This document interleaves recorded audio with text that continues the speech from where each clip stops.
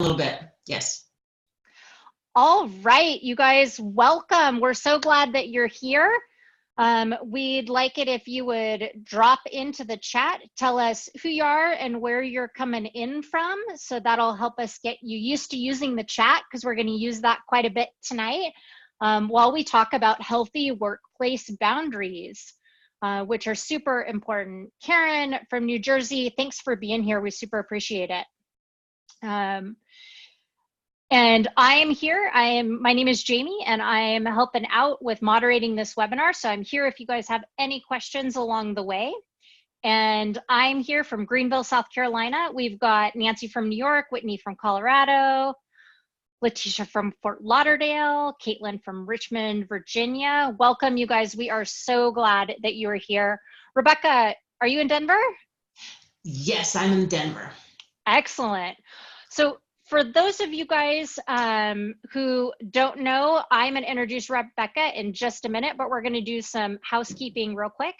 This is going to be a 1-hour CE webinar. This is our final NAVTA webinar of the year, so thanks for being here. There's a bunch of notes that Rebecca's put together for you, including a book list and some blog information. All that's going to be set along with the video that's going to be sent to you within this week. We're going to ask you to mute your phones and use the chat for our interactive comments. There's going to be Q&A at the end, so if you've got questions, you can drop them in the chat, or there's actually a question and answer module, and you can drop those in there as well, and we'll get to those. If you have any technical difficulties, you can reach out to me, and I'm happy to help you with that. You can switch to in the chat instead of just sending it to everybody. You can actually switch to just to all panelists or just to me, or you can do all panelists and attendees. And all panelists and attendees allows everybody to see what you're saying, so you guys can have some interactive content there. As a reminder, this does not have race CE, but we are so glad that you're here, because we think healthy boundaries are something that we need to be talking about and have more discussion about. So Rebecca is one of those people who just cares about people. She understands veterinary teams, and she finds incredible joy in assisting veterinary teams in reaching their highest potential in order to thrive. Rebecca, thanks for being here and for talking to us about boundaries. Jamie, it's my pleasure, and thank you for hosting and all the things you do in the background. It's wonderful. Thank you. I'm happy to help. I'm going to drop off video, you guys, but I'm still here if you need me. So we'll make sure we get all these things rolling here. So yes, thank you for joining us. Our healthy workplace boundaries, they're imperative for self-care and career success. We're talking about defining and applying self-care. Thank you, NAVTA, the National Association of Veterinary Technicians in America, for sponsoring and pulling all of this together. The CE committee reached out, and this is a joint effort, as you can see. Simply, self-care is not selfish. That's a powerful statement. And oftentimes people feel that this piece of selfishness is not something to tout or to grow or to foster. And I'm here to tell you, and what we know is that it is something to definitely foster and consciously improve upon. So I'm going to ask you at the beginning this question: what fuels your soul? And self-care is as unique as you are. And at the end, I'd like for you to tell us more about what fuels your soul. So a little bit more about me. I have been a veterinary technician for over 30 years. I graduated from Colorado Mountain College in 1987 and have been credentialed that long in Colorado. I started Catalyst Veterinary Professional Coaches 5 years ago, and I'm so happy to have a logo and a sign on my door. I recently became a certified career coach. I've been the past president of the Colorado Association of Certified Veterinary Technicians and the National Association of Veterinary Technicians in America. I've been involved in organized medicine for the last 20 years, if not more. I speak nationally at local and state organizations and internationally, but that's just Canada, and so that's not really all that exotic, but it still counts. I am definitely an entrepreneur. I have an entrepreneurial spirit. I have been growing in different industry partner pieces in the veterinary community for a long time. And most importantly, I am Nana Rosie. Just recently, down here in the corner is my granddaughter Renly. She's 1.5 years now, and that's a picture that was just taken this last week. In the the left there, that's my 7-week-old grandson Kason. So this is a pretty cool part, being a veterinary technician now as a grandma.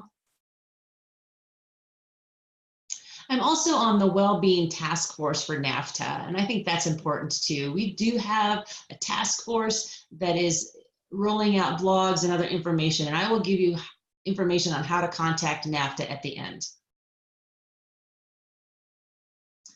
So our topics today include evaluating your value, mission statements and vision statements as well. Verbalizing I need help, practicing it even, prioritizing self-care, taking those valuable breaks, and using safety as a way of setting boundaries. And at the end, like Jamie said, we will have questions and comments. So when those pop into your head, be sure to place those in the questions down at the bottom, because maybe Jamie could even forward them if they're appropriate, or we will definitely hit on them at the end. Self-care is about being the best you can be in order to help the pets, because we know that's what we're here for.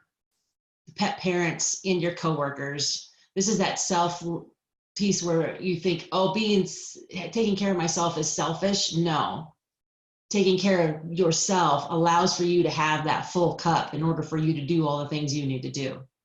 We have a very demanding job, although we love it. I worked mixed animal practice, rural Colorado, as a veterinary technician on the floor for over 13 years. I loved it, and I love all my coworkers.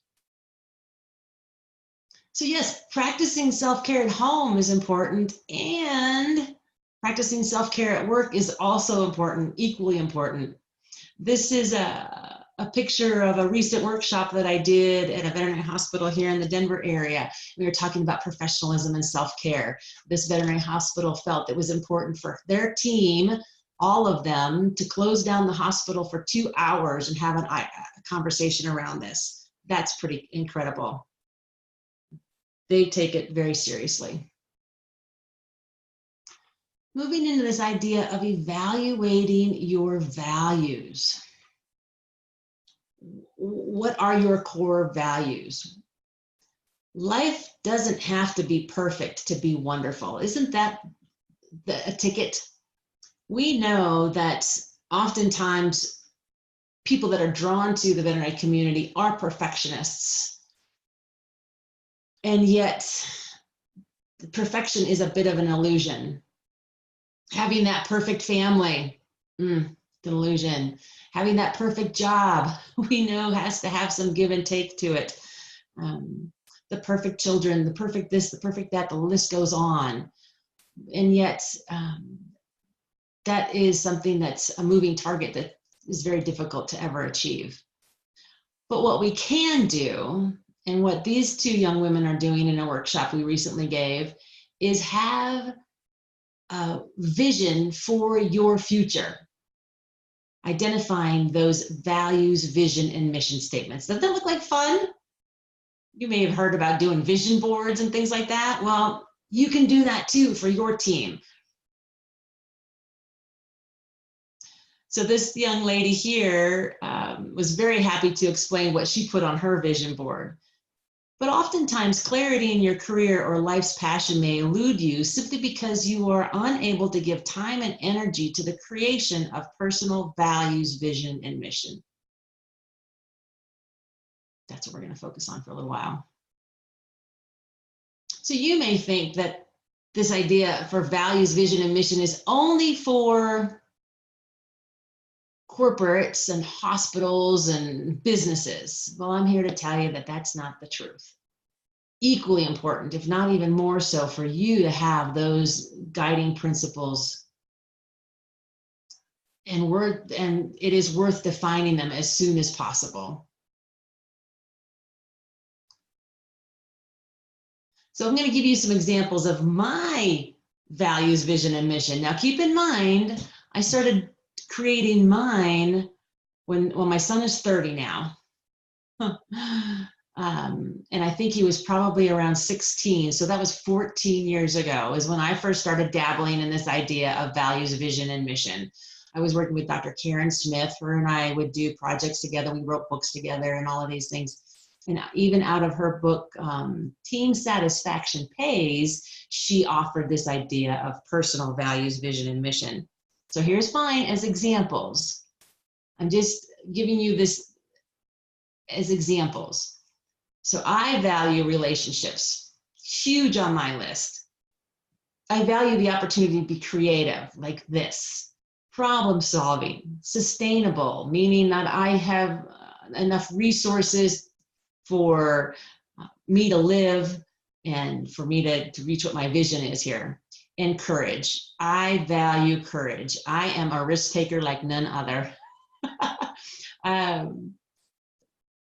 Calculated risks, but I really like it when someone steps out on that limb, takes that leap of faith. There's probably some people on this webinar right now shaking their head going, yes, I too feel that courage is a value and that you too are courageous. So my vision, now remember, my son was probably 16 at the time when I created this. Nowhere even thinking about having a grandbaby or bringing the baby to me. But my vision was to be a physically fit, spiritually hip granny with time and resources for friends, family, and grandchildren. I have recited that sentence for years. And someone the other day said to me, well, that's not really a personal, or that's very much a personal values, vision, and mission, not so much a professional. And yet this has really been a driver for me, even in my business. And how do I accomplish what I need to in order for me to be this? Make sense? Those are my values and my vision. So my mission is to live authentically in my life by supporting my husband and children, being for them, my high priorities for me, building relationships, leading within the profession, and filling my heart with joy daily. So I learned for me some years ago that working with the veterinary teams is what brought me the greatest joy. Even when I was working within the veterinary team at Town and Country Animal Hospital way back when, in the 80s and 90s, oh my gosh, I was already doing employee handbooks and team training and onboarding, and we were doing the social events and open houses. I mean, those are the things I gravitated to. I was also doing the surgeries and doing the farm calls and all of that, but I was definitely about the team, being a cohesive, communicative, offering services that were extraordinary even then. So when I started my business, it just made sense that that brought me the greatest joy. Why wouldn't I bring that into who I am on a daily basis? So for me to be doing this, to be working with Jamie and NAVTA, and to be presenting brings me great joy, like head tingling, toe tingling joy. Seriously, I love it.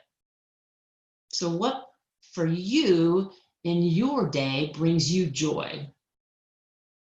Now, often when we're working with teams and creating those values and visions and mission statements, oftentimes they might need some prompting as to what are some words that we can use, like courage.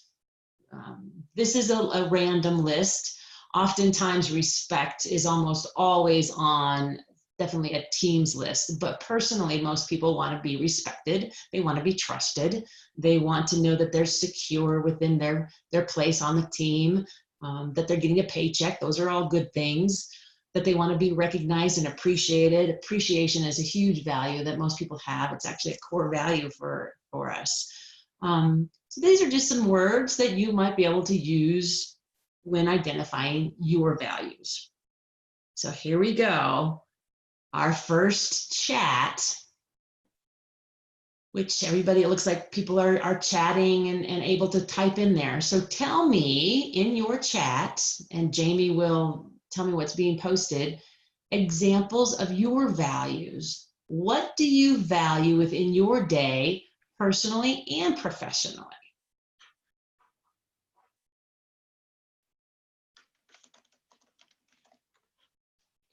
So I'm going to start it off with creativity. I think that's really important for me. Communication and appreciation, teamwork, dependability. Oh, Judith, yeah, you're right. That's definitely true for me too. Respect, being valued, welcoming, teamwork, positive energy, courage, compassion. Oh, Rebecca, these are so good. They are. They're doing awesome. That's great. Appreciation keeps coming up. Diversity, I love that. Yes. Fantastic. Yes. And usually there's a point too of being accountable. That's usually another word that people, especially everybody else on their team, they want everybody else to be accountable. Kindness, coffee. Coffee. Valuable downtime, being able to reflect on the day's accomplishments. Time outside, mealtime with family, respectful communication at work, recognition of progress. Wow, they're doing fabulous. Balance, appreciation, and being inspiring. Finding joy. Yeah. Oh, cuddling cats. Sleep. Samantha, you and puppies. Sister. Honesty. Leanne, that's perfect. I love it. Yeah, yeah. So I'm going to encourage all of you to continue with growing your values, vision, and mission statements. We have exercises to help you do that as well, because they truly are your guiding principles. And usually when I help team members do this, and when I help individuals, even in coaching sessions, we start with values, because that is your core. You know, I have valued those things in my life since I was in high school. I mean, I have been this kind of a person since I was in high school. I've been, once I realized there was a difference between an introvert and an extrovert, and I even did those personal preferences tests, I have been like an 8 out of 10 extrovert forever. So wonderful. You guys did fabulous. Did you see all the connections too in that? Jamie, can you tell me again a couple of them that were kept repeating? Appreciation came up quite a bit, and respect, productivity, teamwork, communication, yeah. I love the mealtime, the outside time. Those were all fantastic. Thank you again for recapping those things. But what the common purpose is, and even with a team, those things that come up, they'll sift to the top. There will be common values amongst you. There is no doubt. And that's what's so cool about this. All right, so we're going to keep moseying on. These guiding principles, when we start down this path, get really clear. Now, I'm just going to throw these out to you right now. We're not going to talk about how do I do it. We're just going to say we need to be clear and concise.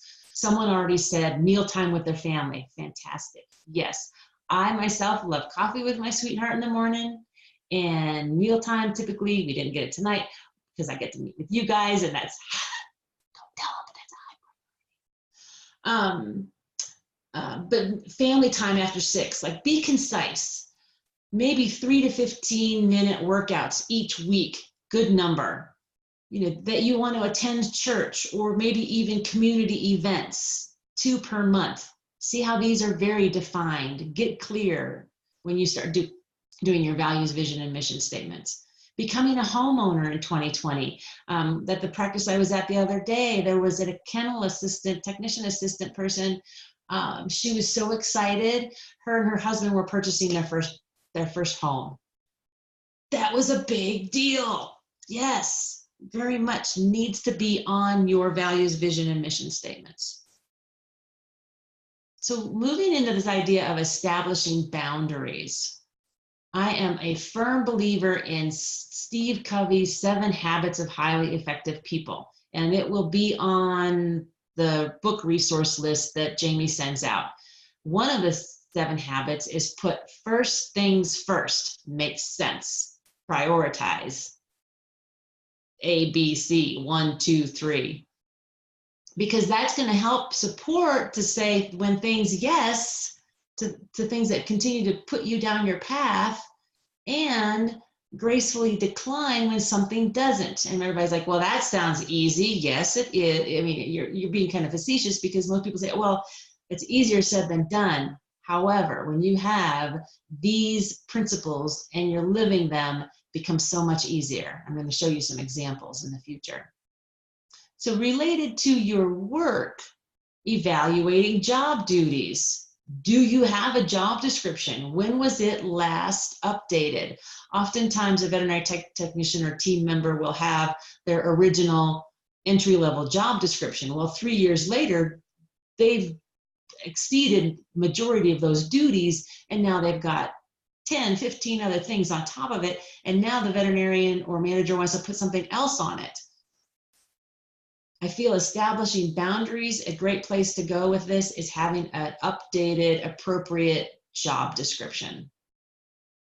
Also, auditing team efficiencies. So that isn't so much in your purview, but you could direct people to say, hey, are we really being efficient with our time right here? And most importantly, something that you can do in establishing these boundaries and helping people get out on time, because there's a lot of things that we want to do with our families, leading in time management. Wow. Another quick webinar we could have just on 45 minutes of time management and hit the highlights, right? And within your work environment, review and define expectations. This is not unreasonable. Jamie and I were talking before everybody was coming on about how we need to speak up for ourselves. And that's another topic that we're going to cover in just a minute. So oftentimes when I start talking about these boundaries, the first thing I hear from people is, yeah, but syndrome. Yeah, but my boss won't let me. Yeah, but my coworkers depend too much on me, and the list goes on, right? You fill in the blank. What is your yeah, but syndrome to setting healthy boundaries for yourself personally and professionally? So test those assumptions, especially if you've never articulated your needs before. I think this is something that comes out really clear to me when I start looking at some of these Facebook threads about people having issues and challenges at work. A lot of it is because they simply don't have the wherewithal, don't have the values and systems in place to express their needs and be able to articulate their needs. And I've got some more to tell you about that. So this is Leanne. This is so exciting. Leanne is on our Veterinary Teams Living Well Facebook page, and she just randomly tossed this out the other day, and I was so excited for her. She says, holy mackerel, Batman, which in and of itself I love, so I'm already fond of her. Big things happening in my little corner of the world. I asked for 3 big things at my evaluation. I almost didn't ask. She almost got cold feet. She almost figured, I'm not valuing myself enough to do this, but she said, no. I'm going to get in there and I'm going to talk to my bosses. And I never thought my bosses would respond so favorably to all 3. Hallelujah. Still giddy, thankful, and floored. Again, I am so proud of Leanne, and you can see some of our comments. So mine was, yes, so it begins. The benefits of asking and receiving. Isn't that cool? So proud of her. You may be and follow Dr. Andy Rourke too, because we all love him. On his website at the beginning of the year, I saw this article, so I thought it was like perfect for our conversation here. It was written by Dr. Erica Mendez, and Jamie even knows her. And she talked about the growing pains of setting boundaries in veterinary medicine. Wow. Now, we've all experienced this at some level, but I'm going to kind of walk you down her story that she talks about here. The beginning, she paints the picture of how she's in her car in front of a place where she's supposed to be meeting up with her daughter. It is at a talent show, and she is just writhed with conflict and difficulties. She left the veterinary hospital as appropriate to be seen and to do the talent show with her daughter.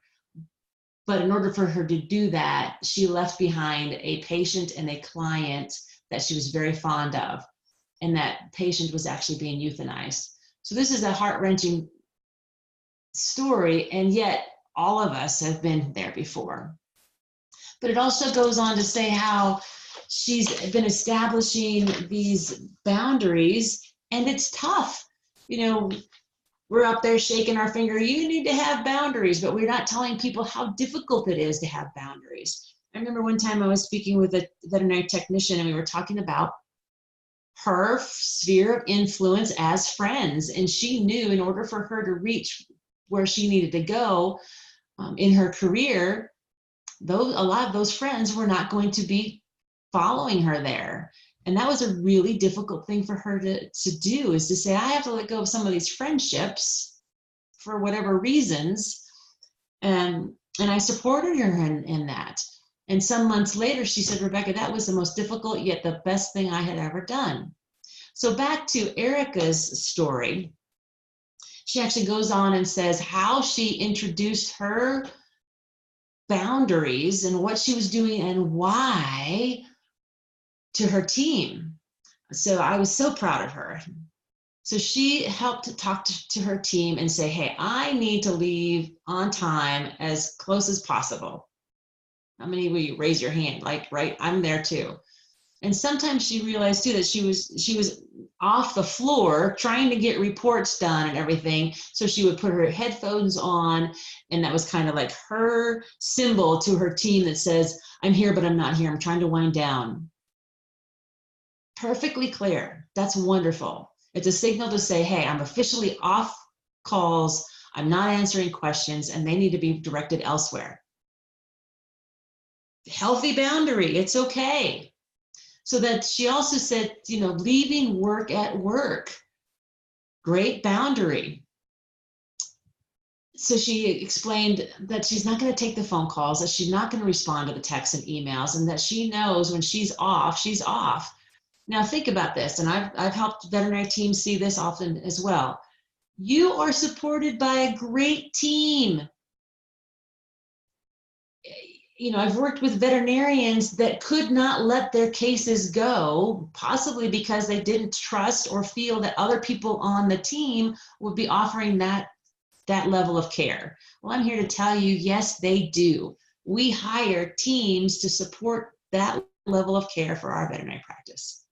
So Dr. Mendez goes on to say that she's no longer looking up the lab work or responding to the clients. So she was going to reroute her brain to think that, hey, when I'm home, I'm in the present moment, I'm with my family, I'm with my children. Now, when I was putting this together, I often thought too about how many veterinarian families I have seen dissolve because of these challenges that sometimes it happens within veterinary families. So it's important. Families are important. Keeping families together are important. So she was also going to prioritize her school and kid events and even highlighting them on the schedule so that she got that time off and helping people know and understand. So I sense we probably already have some yeah, but syndromes going on. I'm going to give you some tips for this after we chat. So in your chat, identify some of the obstacles that you feel are in your way of these boundaries. They could be internal or external, but I think once we start, I call it naming it to tame it, that's a healthy place to go. So what obstacles do you feel are in your way? And we've got some people doing their chat. Hallelujah. So the general culture at work is an obstacle. Mm-hmm. That's a biggie. That's a big one. And you have to lead through example, and that growing pain. Articulating needs. Not liking confrontation. Mm-hmm. So not wanting to speak up. Mm-hmm. The dissolving of the veterinary family is something that Marriott has experienced for her entire career. Yeah. And it's just not in the veterinary community. It happens all the time, but it's, having that family focus, that family unit as being a priority, it really can be and should be. Yeah. So work culture is coming up a lot. Workplace Mm-hmm. environment, coworkers who are Mm-hmm. power hungry or hold you in low self-esteem, hostile in an a hostile environment in an at-will state, not liking confrontation, keeping the clients happy. Mm-hmm. And so, I would have to agree. A lot of times it's that cultural piece. And so you have to decide, okay, how am I going to be accountable for this? And how am I going to make that difference? And how am I going to lead this charge? And you have to do it for yourself. Jamie and I were talking earlier about how we've done that for ourselves in the past. I've got a couple of examples that I'll tell as we continue to roll forward. Anything else, Jamie, popping up there? No, and I was thinking about this, and I think my biggest obstacle from my past was really feeling like speaking up for myself was confrontational or conflict, Mm-hmm. And not realizing that it doesn't have to be that way. Mm-hmm. Mm-hmm. So yeah, I think that's a lot of people are coming through with the struggle with feeling like it's conflict. Yeah.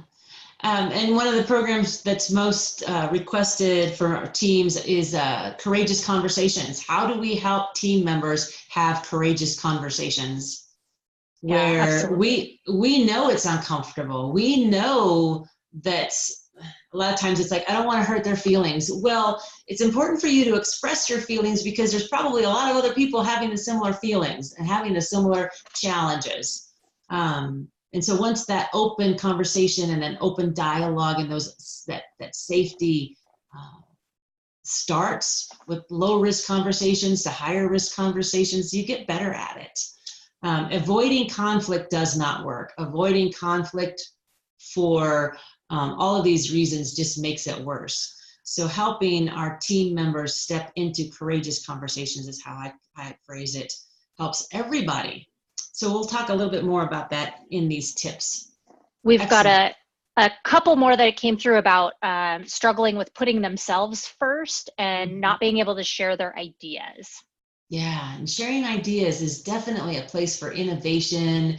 And in those team meetings, do we feel safe in team meetings? Oftentimes I'll talk with practice managers and they'll say, I have a team meeting, ask everybody for their input, but I get crickets. Well, that's the best place to start voicing your thoughts and ideas is during team meetings. But I'm going to give you some tips on that. Awesome.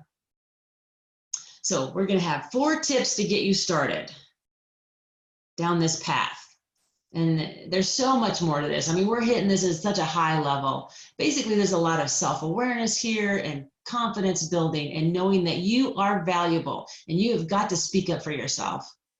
So tip number 1 is verbalizing your needs and asking for help. Oh, wow. So even as a young veterinary technician on the floor at Town and Country Animal Hospital many years ago, even before we even had the computers set up, we did not track our time. And yet I was working 50 hours a week. And my husband at the time said, this is not right. So I went to my doctor and I said, I need to be getting overtime. And he's like, well, this is just how it works. And so this is how I expressed myself. I needed to find the facts. I needed to get the information. I saw that in the Denver Post, there was Ask the Lawyer. So I reached out and I sent them a letter. I explained to them what I just told you. I got the letter back that said, there's a Fair Labor Act that says you need to be paid as a non-professional over time, I gave the letter to Dr. Schick. I said, Dr. Schick, I love working here. I value my time. I want for you to value my time. And that's how I had to approach it. I had to have the solutions. I had to have the facts. I needed to be able to articulate that. Hugely, hugely tough conversation, hugely uncomfortable. But I continued to work for him for many years. Matter of fact, Dr. Schick hired me a total of 5 times through the years. So verbalizing your needs and asking for help and realizing that if you're complaining, that is not an option. You have to come to the table with solutions. Bring on the solutions. Even with these culture pieces, yes, we can define culture. We can define and improve communications within our team. Take those leaps of faith, be courageous, and bring on solutions. The accountability piece. So all of those things that we were talking about before with the internal and external obstacles, they exist in most veterinary hospitals, but there's a lot too of veterinary hospitals that are doing it right. It's just, how do we come up with solutions? So asking for help, you may see that asking for help as being a weakness. Quite the contrary, the complete opposite. Asking for help and expressing your needs is one of the #1 behaviors of building trust. And building trust is at that foundation of all good teams. It's that trust is, there's a book, it's another book, and it's on my list, The 5 Dysfunctions of a Team. Lack of trust is the biggest one, but when you build trust, that builds the team. And remember, your coworkers are not mind readers. So you might be thinking, oh, they should just know what I need. No, it doesn't work that way. Being able to, most people are seeing this as a conflict. No, it's not really conflict. Most often we just harbor it and build it into a conflict. Usually once we express our needs, like Leanne said in her post, the bosses are like, great, I wish you would have come to us 3 years ago. We would have been happy to do that. So tip #2 is prioritizing self-care. And this looks different for all of you. And that was that first question about what brings you joy, what fuels your soul. It looks different for all of us, thankfully. I cuddle around my cups of coffee, and I am very grateful for my time with my husband. Gratitude is that piece of self-care as well.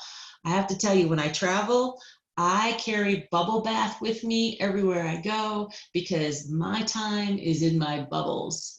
So prioritizing self-care. Remember, self-care is not selfish. We have got to fill up our cups, and it looks different for all of us. It can be exercising. It can be knowing that I spoke my truth. Oh, so liberating. Going to the doctor and having your physical exams, part of self-care. Going to the dentist, part of self-care. All of these things. Self-care is just not bubble baths and chocolate, although that's high on my priorities. But prioritizing self-care, being really clear, what is it that fills your cup, and doing it.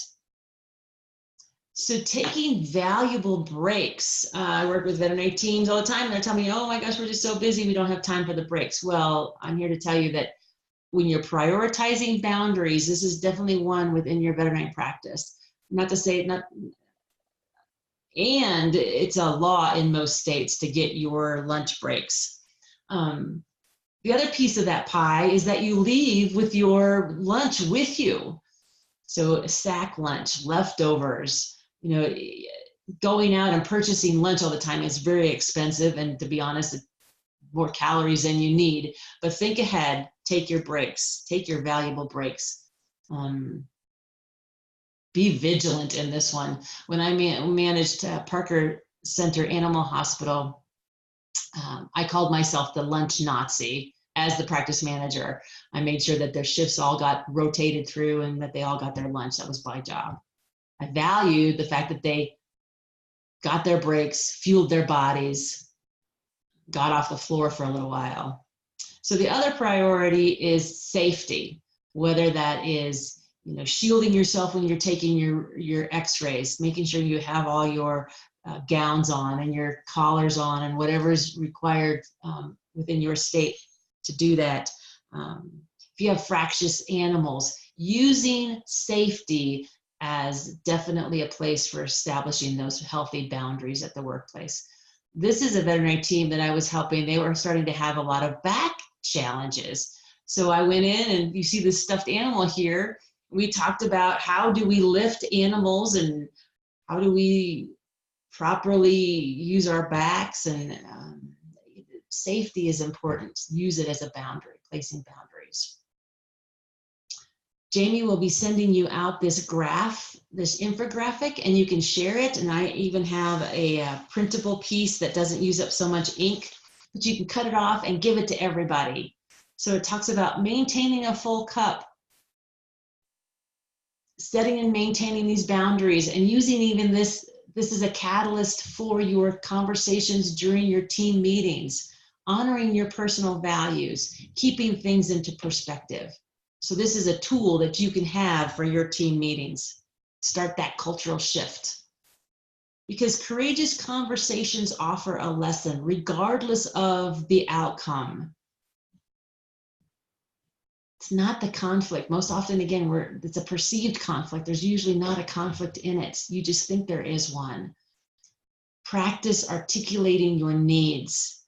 And if you need to practice with somebody outside of the veterinary practice, do. Find an objective partner, mentor, somebody that can help you have those conversations. Practice them.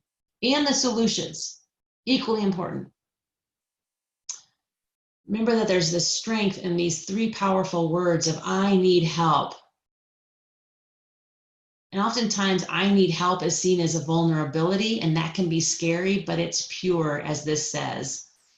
And in it, we can find bravery, that courage piece in expressing yourself. It's showing courage. Be courageous. You can't stick up for yourself, nobody else will. And like Jamie and I talked earlier, we want you to stay in the veterinary hospitals longer. We want you to have a fulfilling career. We want you to be all you can be. We want you to express yourself. So I need help is one of the #1 trust building behaviors you can express. So one more chat, and then we'll go to some quick questions and answering. So what fuels your soul? So in your chat, tell me what fuels your soul. What is self-care is unique to you?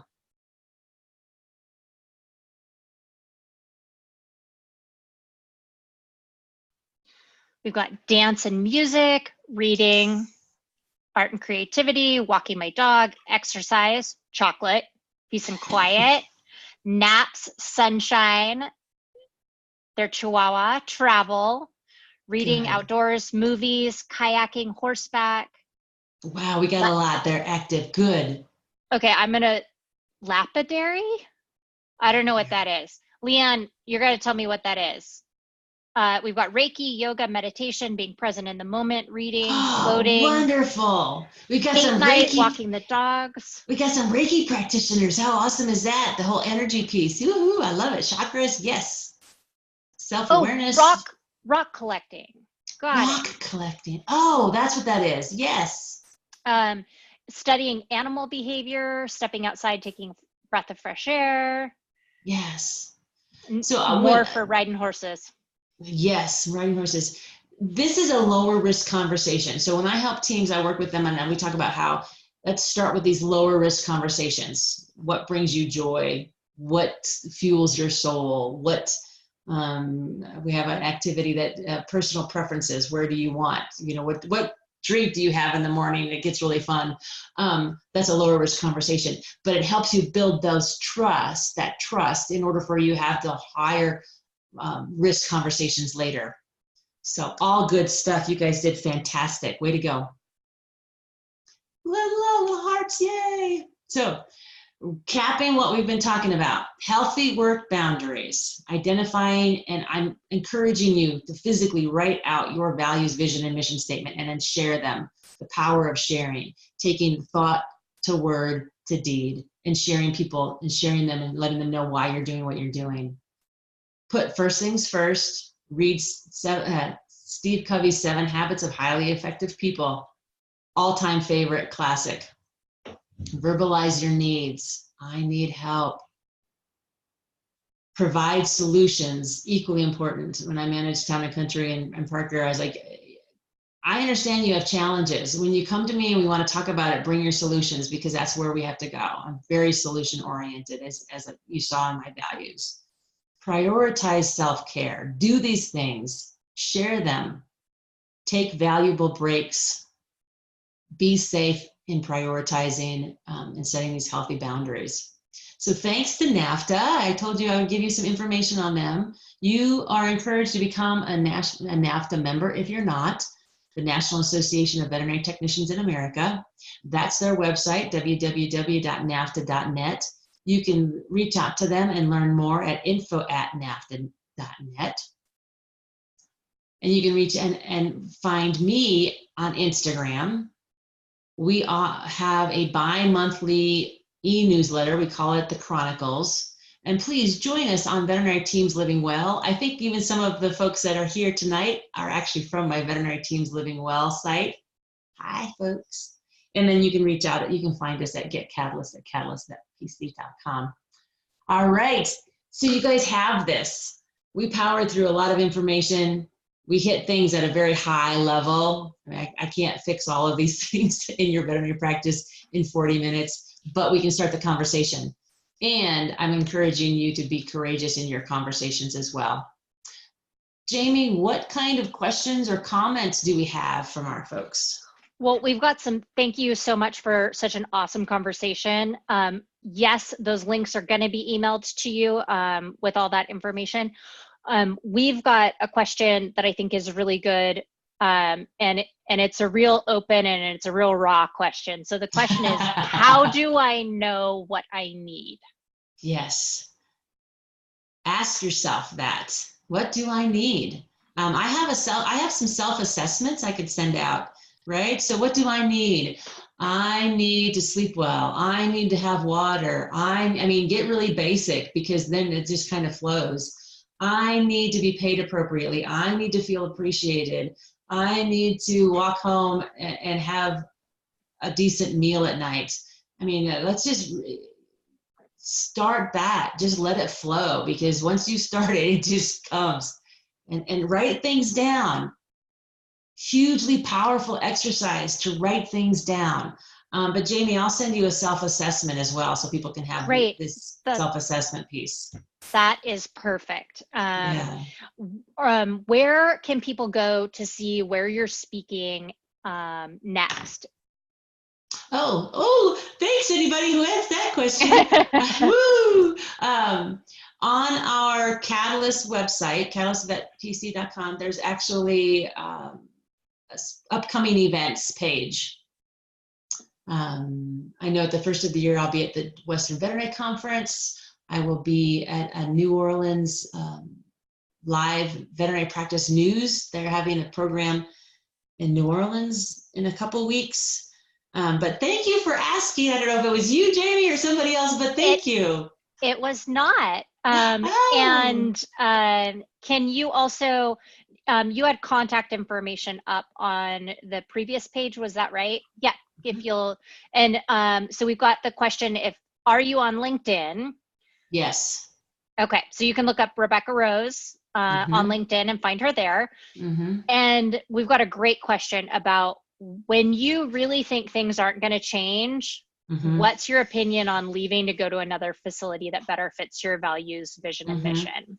Is it giving up? Well, and putting together these places, so have you truly identified your boundaries and help people see them at your veterinary practice, and have you truly given all of that you can give?